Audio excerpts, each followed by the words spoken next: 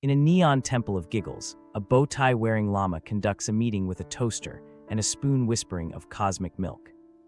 A jittery gnome accountant tallies punchlines, while a rainstorm of rubber chickens signs everyone up for free invisible snacks. The cult broadcasts a chant that sounds like elevator music, then suddenly morphs into a dance-off featuring a hat that steals the show.